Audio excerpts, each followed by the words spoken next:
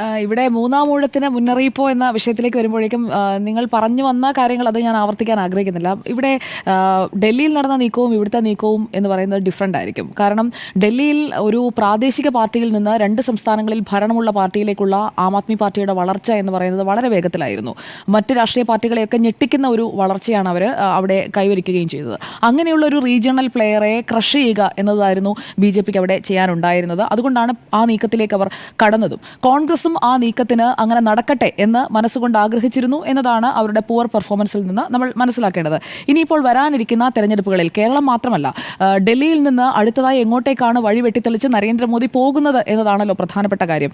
Doctor Shaan നേരത്തെ സൂചിപ്പിച്ചതുപോലെ മറ്റ് ഇടങ്ങളിലേക്ക് വരുന്നതിന് മുൻപ് പശ്ചിമ ബംഗാൾ ഉറപ്പായും ഒരു ലക്ഷ്യമാണ്. പശ്ചിമ ബംഗാൾ, പുതുച്ചേരി, കേരളം, തമിഴ്നാട്, അസം ഈ സംസ്ഥാനങ്ങളിലെയൊക്കെ തെരഞ്ഞെടുപ്പ് നിർണായകമായി തന്നെയാണ് നിൽക്കുന്നത്.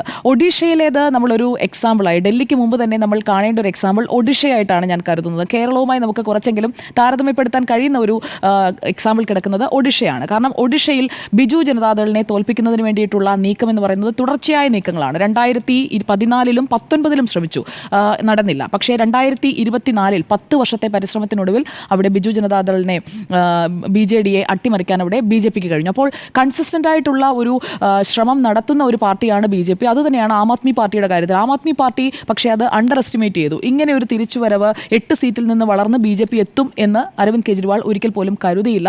മാത്രമല്ല, നരേന്ദ്രമോദിക്കെതിരെ ഇപ്പോൾ 2024-ലെ ലോക്സഭാ തെരഞ്ഞെടുപ്പിൽ ഒറ്റയ്ക്ക് ഭൂരിപക്ഷത്തിലേക്ക് എത്താൻ BJPക്ക് കഴിയാതെ പോയത് അത് തങ്ങൾക്കുള്ള ഒരു മാൻഡേറ്റ് ആണ് എന്ന് അരവിന്ദ് കെജ്രിവാൾ അമിത ആത്മവിശ്വാസത്തിലേക്ക് പോയി. അപ്പോൾ അരഗൻസും അതുപോലെ തന്നെ ഓവർ കോൺഫിഡൻസും അത് രണ്ടുമാണ് അരവിന്ദ് കെജ്രിവാളിന് അവിടെ പറ്റിയത്. അതിൽ നിന്ന് നമുക്ക് കേരളത്തിലേക്ക് വരാം. അതിനു മുൻപ് നമുക്ക് ആന്ധ്രാപ്രദേശിലേക്ക് കൂടി ഒന്ന് പോകണം. ആന്ധ്രാപ്രദേശിൽ BJP എടുത്ത സ്റ്റാൻഡ് എന്നാണ്. അവിടെ തെലുഗുദേശം പാർട്ടിയുമായിട്ടാണ് ടൈപ്പിലേക്ക് പോകുന്നത്. അവിടെ TDPയുമായി ടൈപ്പിലേക്ക് പോകുന്നു. YSR കോൺഗ്രസിനെ താഴെ ഇറക്കുന്നു. YSR കോൺഗ്രസ് വലിയ മാൻഡേറ്റോടെ ഭരിച്ചുകൊണ്ടിരിക്കുമ്പോഴാണ് ഡൽഹിയിലേതുപോലെ തന്നെ ഒഡീഷയിലേതുപോലെ തന്നെ ആന്ധ്രാപ്രദേശിലും വലിയ മാൻഡേറ്റിൽ ഭരിക്കുന്ന പ്രാദേശികമായി കൂടുതൽ ശക്തിയുള്ള പാർട്ടിയെ ക്രഷ് ചെയ്യുന്നതിന് വേണ്ടി ഒന്നുകിൽ നേരിട്ട് ശ്രമിക്കും, അല്ലെങ്കിൽ അവിടെ അതിന് സാധ്യതയുള്ള മറ്റൊരു പാർട്ടിയുമായി കൂട്ടുചേരും. ഇത് തന്നെയാണ് BJPയുടെ കാലാകാലങ്ങളായിട്ടുള്ള ടെസ്റ്റഡ് ആയിട്ടുള്ള വിജയിച്ചിട്ടുള്ള ഒരു ഫോർമുല എന്ന് പറയുന്നത്. ആ സമാന ഫോർമുലയിലൂടെ ആയിരിക്കും ബംഗാളിലേക്കായാലും കേരളത്തിലേക്കായാലും ഒക്കെയുള്ള വരവെന്നുള്ളത് ഉറപ്പാണ്. ഡൽഹിയിലെ BJPയുടെ പെർഫോമൻസ് നേരത്തെ അധികാരം കിട്ടിയിട്ടുണ്ടെങ്കിലും ഇത്തവണത്തേതാണ് ബെസ്റ്റ് എവർ പെർഫോമൻസ്. കാരണം 93-ലാണ് ഇതിനു മുൻപ് ഇത്രയും സീറ്റ് കിട്ടിയത്, 49 സീറ്റ്. പക്ഷേ അന്നുണ്ടായിരുന്നത് 42.86% മാത്രമാണ്. പക്ഷേ ഇവിടെ വോട്ട് വിഹിതം 46-ലേക്ക് ഉയരുന്നു, 48 സീറ്റ് കിട്ടുന്നു. ഇനി ആ സീറ്റ് അവർ വിട്ടുകൊടുക്കുമെന്നുള്ളത് പ്രതീക്ഷിക്കുകയേ വേണ്ട. അല്ലെങ്കിൽ കോൺഗ്രസ് അത്രയേറെ പണിപ്പെടണം. ആം ആദ്മി പാർട്ടിക്ക് തിരിച്ചിനി ആ ബാസ്റ്റണിലേക്ക് കടന്നു ചെല്ലുക എന്ന് പറയുന്നത് ഒട്ടും നടക്കുന്ന കാര്യമല്ല. ഇനി 2.5 ഉള്ളൂ വോട്ട്, അത് ഞാൻ പറയാം, അതിലേക്ക് വരാം. വോട്ട് വ്യത്യാസത്തിലാണല്ലോ ഇപ്പോൾ ആകെ ആശിക്കാനുള്ള വക. 22 സീറ്റ് ആണെങ്കിലും ഈ വോട്ട് വ്യത്യാസം എന്ന് പറയുന്നത് ഒരു പോപ്പുലിസ്റ്റ് ഗവൺമെന്റ് ആയിരുന്നു, അല്ലേ? അരവിന്ദ് കെജ്രിവാളിൻ്റേത് ഒരു പോപ്പുലിസ്റ്റ് ആയിട്ടുള്ള ഒരു ഗവൺമെന്റ് ആയിരുന്നു. അപ്പോൾ ആ ഗവൺമെന്റിന് വേണ്ടി വോട്ട് ചെയ്യുന്ന ആളുകൾ പൂർണ്ണമായും ഒരു ഷിഫ്റ്റിലേക്ക് പോകണമെന്നുണ്ടെങ്കിൽ അധികാരം മാറും എന്നവർക്കൊരു ഉറപ്പ് വരണം. ഇത്തവണത്തെ തെരഞ്ഞെടുപ്പിൽ ജനങ്ങളിൽ പകുതിയോളം ആളുകൾ അധികാരം മാറില്ല എന്ന് കരുതിയ ആളുകളുണ്ട്. അതുകൊണ്ടാണ് ആ വോട്ട് വ്യത്യാസം അങ്ങനെ നിന്നത്. മാത്രമല്ല, കോൺഗ്രസിൻ്റേത് അവിടുത്തേതൊരു പുവർ പെർഫോമൻസ് ആയിരുന്നു. പുവറസ്റ്റ് ഓഫ് ദ പുവർ എന്ന് വേണമെങ്കിലും പറയാം. ഏറ്റവും മോശത്തിൻ്റെ മോശം പെർഫോമൻസിലേക്ക് അവർ പോവുകയും ചെയ്തു. ഇവിടെ ഈ ട്രെൻഡ് BJPക്ക് തുടരാൻ കഴിയുമോ എന്നത് അറിയണമെന്നുണ്ടെങ്കിൽ അതിൻ്റെ ഒരു ക്ലിയർ പിക്ചർ 2026 ഏപ്രിലിൽ മാത്രമേ നമുക്ക് അറിയാൻ സാധിക്കുകയുള്ളൂ. അസമിൽ BJP സർക്കാരാണ്, നിലവിലും BJPയുടെ സർക്കാർ തന്നെയാണ്. തമിഴ്നാട്ടിലും കേരളത്തിലും BJPക്ക് ഇങ്ങനെ ഡൽഹി പോലെ 8 സീറ്റിൽ നിന്ന് ഡൽഹിയിൽ വളരാൻ സാധിച്ചത് പ്രതിപക്ഷത്ത് നാമമാത്രമായ പ്രതിപക്ഷമാണെങ്കിലും പ്രതിപക്ഷത്തുണ്ടായിരുന്ന BJP ആയതുകൊണ്ടാണ്. പക്ഷേ തമിഴ്നാട്ടിലും കേരളത്തിലും പ്രതിപക്ഷം അല്ല എന്നത് പോയിട്ട് നിയമസഭയിലേക്ക് അവർക്ക് എൻട്രി പോലും എടുക്കാൻ കഴിയാത്ത സാഹചര്യമുണ്ട്. ബംഗാളിൽ 2021-ൽ ഇതുപോലെയുള്ള തുടർച്ചയായ ശ്രമങ്ങളുടെ ഒടുവിലാണ് പ്രതിപക്ഷ പാർട്ടിയായി BJP മാറുന്നത്. കേന്ദ്രം ഭരിച്ചു തുടങ്ങിയതിൻ്റെ 8ാമത്തെ വർഷത്തിലാണ് ബംഗാളിലേക്ക് 7ാമത്തെ വർഷത്തിലാണ് ബംഗാളിൽ പ്രതിപക്ഷ പാർട്ടിയായി മാറാൻ കഴിയുന്നത്. അവിടെ ഡോക്ടർ അരുൺ പറഞ്ഞ 2% ഞാൻ വരാം. അവിടെ തൃണമൂലുമായുള്ള ഇപ്പോഴത്തെ വോട്ട് വ്യത്യാസം 2021-ലെ വോട്ട് വ്യത്യാസം എന്ന് പറയുന്നത് ജസ്റ്റ് 3% ആണ്. അപ്പോൾ അതിൽ നിന്ന് അട്ടിമറിച്ച് പശ്ചിമ ബംഗാളിൽ അധികാരത്തിലേക്ക് വരാനുള്ള സാധ്യത അവിടെ നിൽക്കുന്നത് കൊണ്ടാണ് മമതാ ബാനർജിക്ക് ഇത്രയധികം വേവലാതി. അതുകൊണ്ടാണ് 2024-ലെ ലോക്സഭാ തെരഞ്ഞെടുപ്പിലും സഖ്യം വേണ്ട എന്ന ഒരു തീരുമാനത്തിലേക്ക് അവരെത്തിയത്. അടുത്ത സ്റ്റോപ്പ്, ഇനി അടുത്ത ഒരു മേജറായിട്ടുള്ള ചില ഷോസ് വേണം, അതായത് ചില പ്രൊജക്ഷൻസ് വേണം, വിജയങ്ങൾ ഇങ്ങനെ തുടരുകയാണ് എന്ന് കാണിക്കാൻ. അതിനുവേണ്ടി അടുത്തതായി തെരഞ്ഞെടുക്കാൻ പോകുന്ന നെക്സ്റ്റ് സ്റ്റോപ്പ്, അമിത്ഷായുടെ നെക്സ്റ്റ് സ്റ്റോപ്പ് സ്റ്റോപ്പ് എന്ന് പറയുന്നത് നമുക്കെല്ലാം അറിയുന്നത് പോലെ അത് ബീഹാറാണ്. ബീഹാറിൽ കാണിക്കാൻ പോകുന്ന ആ വലിയ പെർഫോമൻസ് എന്തായിരിക്കും എന്നുള്ളതാണ്. കാരണം 2020 വോട്ടെടുപ്പ് നടക്കുമ്പോൾ അത് പോസ്റ്റ് കോവിഡ് അല്ലെങ്കിൽ കോവിഡിൻ്റെ ഒരു എൻട്രി പീരീഡ് ആയിരുന്നു. അപ്പോൾ ഈ പുറത്ത് മറ്റ് സംസ്ഥാനങ്ങളിലേക്ക് തൊഴിൽ തേടി പോയ ആളുകളൊക്കെ തിരിച്ചെത്തി. ആ മൈഗ്രേഷൻ എന്ന് പറയുന്നത് റിവേഴ്സ് സംഭവിച്ചുകൊണ്ട് ആണ് അവിടെ വോട്ടെടുപ്പ് നടന്നത്. അതുകൊണ്ട് തന്നെ 243 അംഗ സഭയിൽ 2020 JDU BJP 37.26% വോട്ടും മഹാഗഡ്ബന്ധന് 37.23%, അതായത് 0.03 മാത്രമാണ് രണ്ട് മുന്നണികളും തമ്മിലുള്ള വോട്ട് വ്യത്യാസം. എന്നിട്ടും അവിടെ അവർക്ക് ഭരണം പിടിക്കാൻ വരുന്നു. പിന്നീട് കണ്ട നാടകീയമായ നീക്കങ്ങളൊക്കെ ബീഹാറിൽ നമ്മൾ കണ്ടതാണ്. അപ്പോൾ ബീഹാറിൽ ഒരു ബിഗ് ഷോ അതാണ് ഇനിയിപ്പോൾ BJP കാഴ്ചവെക്കേണ്ടത്. കാരണം ട്രെൻഡ് തങ്ങൾക്ക് അനുകൂലമാണ്. ഡൽഹിയിലേതുപോലെ തന്നെ ബീഹാറിൽ ഒറ്റയ്ക്ക് അവിടെ അധികാരം പിടിക്കാൻ സാധിക്കുമോ? ഏറ്റവും പ്രധാനപ്പെട്ട ഒറ്റ കക്ഷിയായി BJPക്ക് അവിടെ മാറാൻ കഴിയുമോ? കഴിഞ്ഞ തവണ രണ്ടാമത്തെ വലിയ കക്ഷിയാണ്. അപ്പോൾ ആ ഒറ്റ കക്ഷിയായി മാറാൻ കഴിയുകയാണ് എന്നുണ്ടെങ്കിൽ മറ്റ് സംസ്ഥാനങ്ങൾ, പശ്ചിമ ബംഗാൾ അടക്കമുള്ള എല്ലാ സംസ്ഥാനങ്ങളും ഭയക്കേണ്ട സാഹചര്യത്തിലേക്ക് വരും. ഇവിടെ കേരളവുമായുള്ള കമ്പാരിസണിലേക്ക് വന്നു കഴിഞ്ഞാൽ അരവിന്ദ് കെജ്രിവാൾ ആൻഡ് പിണറായി വിജയൻ രണ്ടുപേരിലും കോമൺ ആയിട്ടുള്ള ഒരു കാര്യമുണ്ട്, അരഗൻസ്. ആ അരഗൻസ് എന്ന് പറയുന്നത് രണ്ടുപേരിലുമുള്ള ഫാക്ടറാണ്. അപ്പോൾ ആ അരഗൻസിനെ ജനങ്ങൾ തള്ളിക്കളയും എന്നുള്ള കാര്യം അത് ഇവിടെയും വരികയാണെങ്കിൽ അതുകൊണ്ടായിരിക്കാം ഞാൻ മനസ്സിലാക്കുന്നു പിണറായി വിജയൻ ഇപ്പോൾ അദ്ദേഹത്തിൻ്റെ ശരീരഭാഷയിലും മുഖഭാവത്തിലും ആളുകളോടുള്ള പെരുമാറ്റത്തിലുമൊക്കെ സൗമ്യനാകാൻ ശ്രമിക്കുന്നത്. ഈ ഒരു ഫാക്ടർ കൂടി മുന്നിൽ കണ്ടുകൊണ്ടായിരിക്കണം. അല്ലാത്ത പക്ഷം ജനങ്ങൾ തിരസ്കരിക്കും. കാരണം എത്ര നല്ല ഭരണാധികാരി ആയാലും ആ ഭരണാധികാരിക്ക് ജനങ്ങളിലേക്ക് ഇറങ്ങിച്ചെല്ലാൻ, ജനങ്ങളെ മനസ്സിലാക്കിക്കൊണ്ട് അവരോട് ഇടപെടാൻ കഴിയുന്ന ഒരു രീതിയല്ല അയാളുടേതെങ്കിൽ കുറച്ചു കാലമൊക്കെ അയാൾക്ക് ആ രീതിയിൽ പോകാൻ പറ്റും. പിണറായി വിജയൻ മാറി തുടങ്ങിയിട്ടുണ്ട് എന്നതാണ് ഇപ്പോഴത്തെ അദ്ദേഹത്തിൻ്റെ വേദികളിൽ നിന്നുള്ള പെരുമാറ്റങ്ങളായാലും. ഇപ്പോൾ കഴിഞ്ഞ ദിവസം രമേശ് ചെന്നിത്തല അവിടെ ഇരിക്കുമ്പോൾ തന്നെ രമേശ് ചെന്നിത്തലയെക്കുറിച്ച് അവതാരകൻ സ്വാഗത പ്രാസംഗികൻ പറഞ്ഞപ്പോൾ അവിടെ നിന്ന് തന്നെ ക്വിറ്റഡ് ആയിട്ടുള്ള ഒരു പിണറായി വിജയനെ നമ്മൾ കാണുന്നുണ്ട്. അപ്പോൾ അങ്ങനെയൊക്കെ സംസാരിക്കാൻ കഴിയുന്ന ഒരാളായി പിണറായി വിജയൻ മാറുന്നു. അത് അരവിന്ദ് കെജ്രിവാളിൻ്റെ പതനം അദ്ദേഹത്തിന് ആ ഒരു കാര്യത്തിൽ പാഠമാകണം. കാരണം അരവിന്ദ് കെജ്രിവാൾ എല്ലാ കാലവും ഞാനാണ് സുപ്രീമോ എന്ന് ആ ഒരു ഏകശിലാത്മകമായിട്ടുള്ള ഒരു ഘടനയിൽ വിശ്വസിക്കുകയും ഞാൻ എന്നുള്ള ഒന്നിലേക്ക് ഊന്നുകയും ചെയ്തതാണ് അരവിന്ദ് കെജ്രിവാളിന് അവിടെ പാളിപ്പോയത്. അതാണ് ജനം എടുത്ത് പുറത്തേക്ക് കളഞ്ഞത്. അതിവിടെ സംഭവിക്കാതിരിക്കണമെന്നുണ്ടെങ്കിൽ കുറച്ചുകൂടി പ്രോ പീപ്പിളായിട്ടുള്ള ഒരാളായി പിണറായി വിജയൻ മാറേണ്ടതുണ്ട്. അതാണ് ഇത് രണ്ടും തമ്മിലുള്ള കമ്പാരിസൺ. പിന്നെ ഈ കറപ്ഷൻ്റെ കാര്യത്തിൽ അരവിന്ദ് കെജ്രിവാൾ ജയിലിൽ പോയി കിടന്നതുപോലെ പിണറായി വിജയൻ ജയിലിൽ കിടക്കാത്തിടത്തോളം കാലം ആ കാര്യത്തിൽ ഒരു കമ്പാരിസണും സാധ്യതയില്ല. പിന്നെ ഒരു കാര്യം രണ്ടുപേരും പറയാറുള്ള രാഷ്ട്രീയ വേട്ടയാടലാണ്.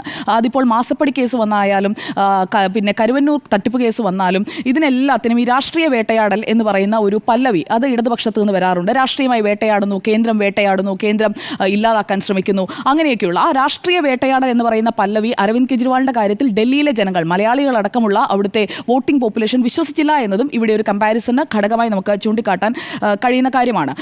22 മണ്ഡലങ്ങളിൽ മലയാളികൾക്ക് വോട്ടുണ്ടായിരുന്നു. പക്ഷേ അവിടെ ആകെ പോൾ ചെയ്തതിൽ CPIഎമ്മിന് കിട്ടിയത് ഞാൻ മനസ്സിലാക്കുന്നു 1% താഴെയാണ്, 0.01 അങ്ങനെ എന്തോ ആണ് CPIഎമ്മിന് കിട്ടിയത്. മലയാളികളടക്കം 22 മണ്ഡലങ്ങളിൽ വോട്ട് ചെയ്തതാണ്. അപ്പോൾ മലയാളികൾ കൂടി വോട്ട് ചെയ്തിട്ടാണ് BJP ആ 22 മണ്ഡലങ്ങൾ സ്വന്തമാക്കിയിരിക്കുന്നത് എന്നത് നമ്മുടെ മുന്നിലുള്ള ഒരു ഫാക്റ്റാണ്. അവിടെയാണ് കോൺഗ്രസ് ഇവിടെ എന്ത് ചെയ്യുന്നു. അതിൽ ഞാൻ നിങ്ങളൊക്കെ നടത്തിയ ചില നിരീക്ഷണങ്ങളോട് ഞാനും യോജിക്കുകയാണ്. കാരണം കോൺഗ്രസ് ഇവിടെ ഒരു ഫൈറ്റ് കൊടുക്കാത്തിടത്തോളം CPIഎമ്മിന് നിഷ്പ്രയാസം 3-ാം വട്ടം അധികാരത്തിലേക്ക് എത്താൻ പറ്റും. കാരണം പ്രതിപക്ഷ നിരയിൽ BJPയുടെ ഒരു അംഗം പോലുമില്ല. അവർക്ക് ഇനിയും എൻട്രി നടത്തേണ്ടിയിരിക്കുന്നു. ആ എൻട്രിയിൽ നിന്നാണ് പിന്നീട് വളരുക. ദില്ലിയിലും അതുപോലെ തന്നെ ഒഡീഷയിലും ഒക്കെ നമ്മൾ കണ്ടതുപോലെ ആദ്യം എൻട്രിയിലേക്ക് പോവുക. നേരത്തെ നിയമം കിട്ടിയതുപോലെയല്ല, ഒരു 5-10 സീറ്റുകളിലെങ്കിലും എൻട്രി നടത്തുക. അതിനുശേഷം അടുത്ത തെരഞ്ഞെടുപ്പിൽ 2031 ആകുമ്പോഴേക്കും അധികാരം പിടിക്കുക. അങ്ങനെയുള്ള ഒരു 10 വർഷത്തെ ടേമൊക്കെ BJPക്ക് കേരളത്തിലും നടക്കുകയുള്ളൂ. അപ്പോൾ അങ്ങനെയുള്ള ഒരു സാഹചര്യത്തിലേക്ക് പോകണമെന്നുണ്ടെങ്കിൽ ആരുടെ വോട്ട് പോകണം? കോൺഗ്രസിൻ്റെ വോട്ട് പോകണം. ഡൽഹിയിൽ ആപ്പും അത് കഴിഞ്ഞ് BJPയും കൃത്യമായി അധികാരത്തിലേക്ക് എത്തുമ്പോൾ 15 വർഷം ഭരിച്ച കോൺഗ്രസിൻ്റെ അവസ്ഥ അവിടെ എന്താണ്?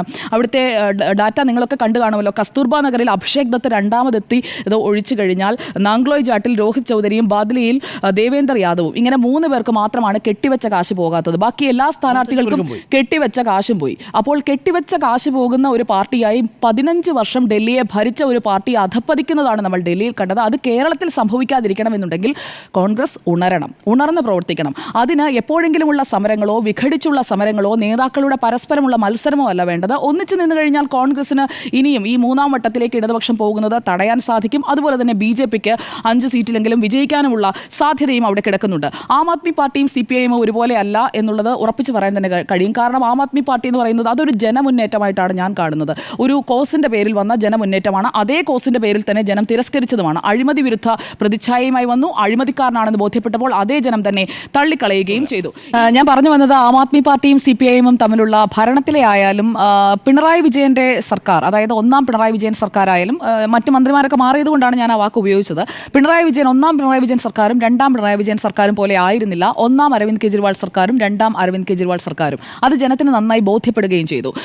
ഇവിടെ രണ്ടാം പിണറായി വിജയൻ സർക്കാരിന് ഇനിയുള്ള ഒരു അഡ്വാൻറ്റേജ് എന്ന് പറയുന്നത് കെജ്രിവാൾ വീണത് എന്തുകൊണ്ടാണ് എന്നുള്ളത് അദ്ദേഹം നേരിട്ട് കണ്ടിരിക്കുകയാണ്. ദില്ലി ചെലവൊക്കെ രണ്ടുപേരും ഒന്നിച്ചു പോയി നടത്തിയതാണ്. പക്ഷേ ഇവിടെ ഇപ്പോൾ നോക്കൂ, സിൽവർ ലൈനിലായാലും കേന്ദ്രവുമായി യോജിച്ചു പോകാൻ പദ്ധതി കൊണ്ടുവരാനാണ് പിണറായി വിജയൻ ശ്രമിക്കുന്നത്. സ്വകാര്യ സർവകലാശാലയുടെ കാര്യത്തിലായാലും സ്വകാര്യ സർവകലാശാല കൊണ്ടുവരാനാണ് ശ്രമിക്കുന്നത്. അപ്പോൾ കേന്ദ്രം നടപ്പാക്കുന്ന കാര്യങ്ങളിൽ അല്ലെങ്കിൽ കേന്ദ്രവുമായി ചേർന്നുള്ള പ്രവർത്തനങ്ങളിലേക്ക് ഒക്കെ ഒന്നിച്ചു പോകാൻ കേരളത്തിൽ കൂടുതൽ മുന്നേറ്റത്തിലേക്ക് കൊണ്ടുപോകാനായിട്ടുള്ള ഒരു മാറ്റം കാണുന്നുണ്ട്. നയമാറ്റത്തെക്കുറിച്ച് നമ്മൾ കഴിഞ്ഞ ദിവസം ചർച്ച ചെയ്തപ്പോൾ ഞാൻ അതുകൊണ്ടാണ് അതുമായി കണക്ട് ചെയ്തത്.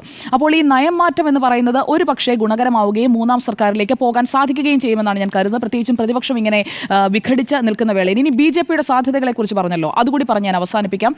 കേരളത്തിൽ ഈ 11 സീറ്റുകളിൽ നിയമസഭാ മണ്ഡലങ്ങളിൽ ഒന്നാം സ്ഥാനത്താണ് BJP നിൽക്കുന്നത്.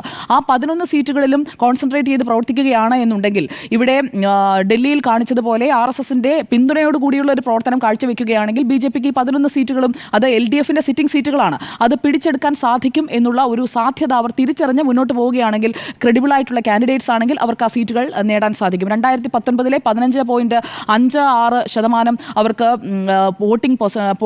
വോട്ടിംഗ് പെർസെൻറ്റേജ് കിട്ടുമ്പോൾ 31,71,792 വോട്ടാണ് അവർക്ക് കിട്ടിയതെങ്കിൽ അത് 2024 ആകുമ്പോഴേക്കും 37,40,952 ഉയരുന്നു. തൃശ്ശൂരിൽ സുരേഷ് ഗോപിക്ക് 74,686 വോട്ടിന് ജയിക്കാൻ കഴിയുന്നു. തൃശ്ശൂരിൽ ഗുരുവായൂർ ഒഴികെ മണലൂർ, ഒല്ലൂർ, തൃശ്ശൂർ, നാട്ടിക, ഇരിങ്ങാലക്കുട, പുതുക്കാട്, ഒപ്പം തിരുവനന്തപുരത്തെ കഴക്കൂട്ടവും വട്ടിയൂർക്കാവും, ആറ്റിങ്ങലിലെ വർക്കലയും ആറ്റിങ്ങലും കാട്ടാക്കടയും, ഇത്രയും സീറ്റുകളിൽ 11 സീറ്റുകളിൽ അവർക്കൊരു മത്സരം കാഴ്ചവെക്കാൻ കഴിയും. അവിടെ ഒന്നാം സ്ഥാനത്തെത്തുക അല്ലെങ്കിൽ ക്ലോസ് സെക്കൻഡിൽ ഫിനിഷ് ചെയ്യാൻ കഴിയും. അങ്ങനെയാണ് ഒരു എൻട്രി കൊടുക്കേണ്ടത്. അപ്പോൾ ഡൽഹിയിലെ BJPയെ കണ്ട് ഇവിടുത്തെ BJP പഠിക്കണം എന്നതുകൂടി ഞാൻ കൂട്ടിച്ചേർക്കുകയാണ്.